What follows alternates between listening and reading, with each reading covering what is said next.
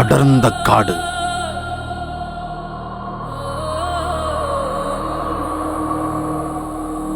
அடங்காத மக்களின் வாழ்க்கை.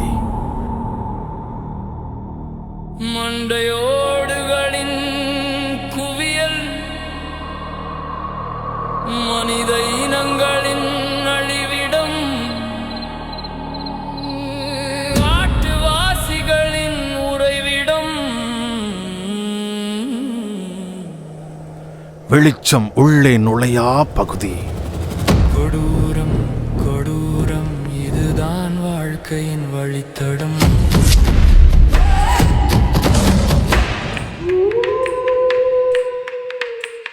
விலங்குக்கும் மனிதனுக்கும் ஒரே வீடு, குரங்கும் மனிதனும் ஒரே வாழ்வு. கொடூரம் கொடூரம், இதுதான் வாழ்க்கையின் வழித்தடம். கொடூரம் கொடூரம், இதுதான் வாழ்க்கையின் வழித்தடம். கொடூரம் நிறைந்த கருப்பு பக்கம்.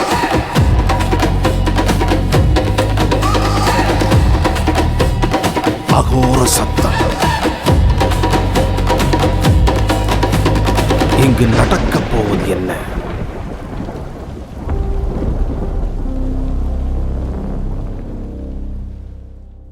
இந்திய தேசம் பலதரப்பட்ட மக்களை கொண்டது.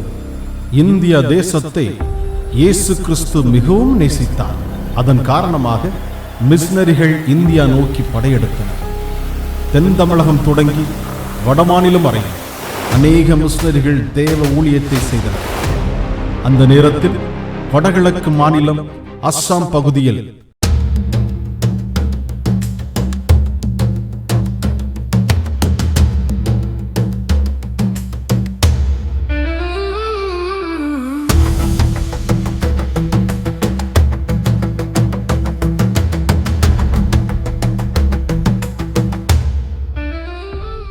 நர மாமிச பட்சினி மக்கள் வாழ்ந்து வந்தனர். அவர்களின் நோக்கம் எதிரிகளை கொன்று அவருடைய தலைகளை தங்கள் வீட்டின் முன் தொங்க விட வேண்டும் என்பதே. அதிக தலையை யார் வீட்டு முன் தொங்க விடுகிறார்களோ அவர்களே ஊர் தலைவர்களாக கருதப்படுவார்கள். யார் இவர்கள்? மேகாலய மாநிலம் காரோ பழங்குடியின மக்களை சார்ந்தவர்.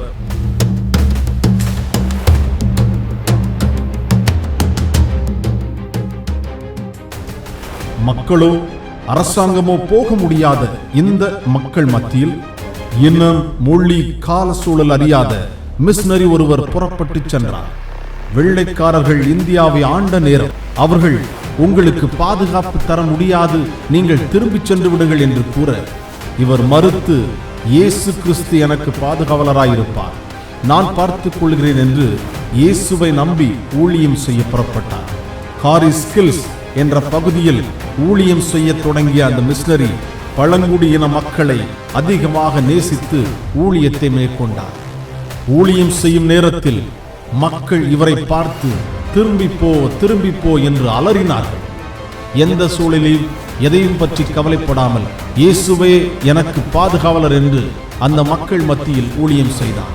காரோ இன மக்கள் எந்த சூழலிலும் தாக்கக்கூடியவர்கள். காரோ இன மக்கள் ஆண்டவர் அறிந்து கொள்ள வேண்டும் என்ற சூழலில் இந்த மிஷனரி எப்பொழுதும் பாரத்தோடு ஜெபித்து ஊழியத்தை செய்ய ஆரம்பித்தார்.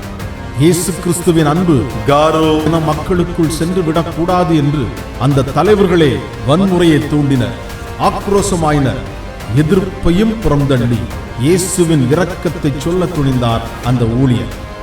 சுவிசேஷ ஊழியம் மெல்ல மெல்ல காரோ இன மக்களுக்குள் செல்ல ஆரம்பித்தது.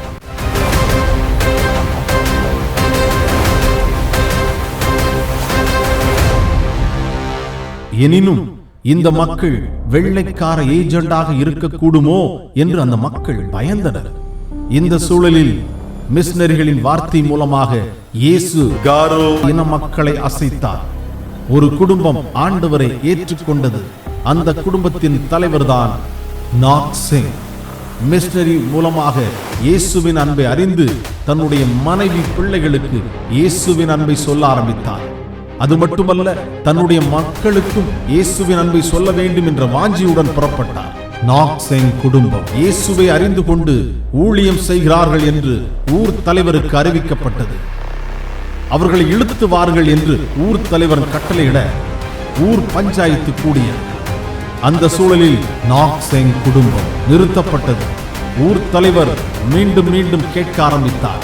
இயேசு கிறிஸ்துவை மறுதலித்து விடு, உன்னை விட்டு விடுகிறோம் என்று ஊர் தலைவன் கூற, நாக்செங் நான் மரித்தாலும் இயேசுவே மெய்யான தெய்வம் என்று கூறுவேன் என்று கூற ஊர் தலைவன் ஆக்ரோஷமானார்.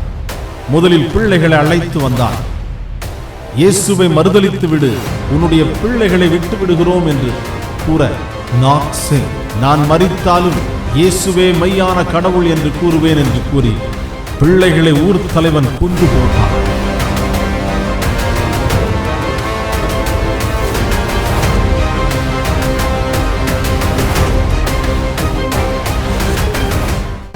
இருந்தாலும் இயேசுவை மறுதலிக்கவில்லை நாக்செங். அதன் பிறகு மனைவியை இழுத்து வந்தார்கள். இயேசுவை மறுதலித்து விடு, உன்னுடைய மனைவியை விட்டு விடுகிறோம் என்று கூறினார்.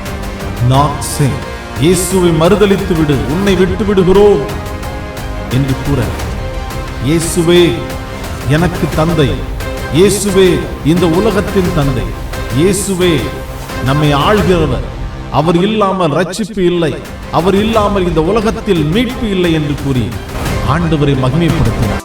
இயேசுவின் பின்னே போக துணிந்தேன், இயேசுவின் பின்னே போக துணிந்தேன், இயேசுவின் பின்னே போக துணிந்தேன், பின்னோக்கே நான், பின்னோக்கே நான், பின்னோக்கே நான், பின்னோக்கே நான்.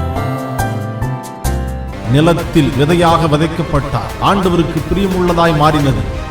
ஒரு ஆத்துமா அநேக லட்சக்கணக்கான விருட்சங்களை உண்டாக்கியது.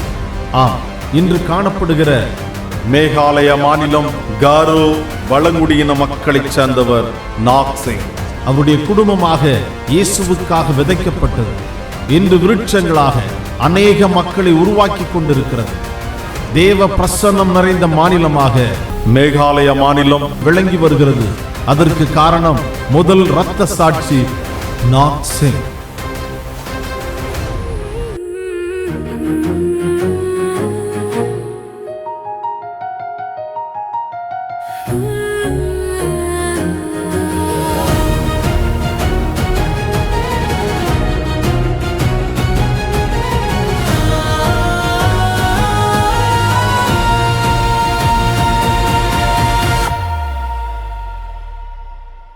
அழியும் ஆத்துமா மீட்க அன்பு இயேசுவை காணவா, தன்னை தந்த இயேசுவுக்கு உன்னை கொடுக்கவா, பாரம் கொண்டு வா, பாசமாக வா. இந்தியா மீட்கப்படணும், இந்தியர் காக்கப்படணும், பாரம் கொண்டு